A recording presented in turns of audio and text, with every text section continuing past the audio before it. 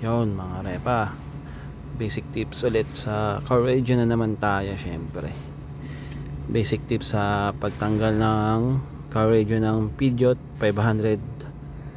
Yan, baka kasi maghahanap kayo ng tornilyo, kung nasaan yung tornilyo. Medyo kasi ano to lapat na lapat. Yan,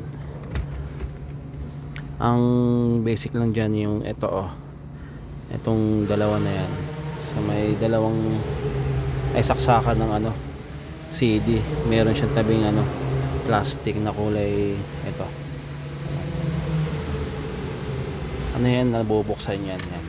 Hindi, nabuksan ko na ulit ito. Demo ko na lang. Ayan sikwatin nyo lang ng flat screw. Ayan, pagka tanggal nyo yan, may dalawang dalawang screw doon. Tapos ayan yan. Ayan, dalawang screw dyan. Tapos pag natanggal nyo ng dalawang screw, flat screw lang ulit. Sikwatin nyo lang dito sa gilid. Yun lang. Okay, geng.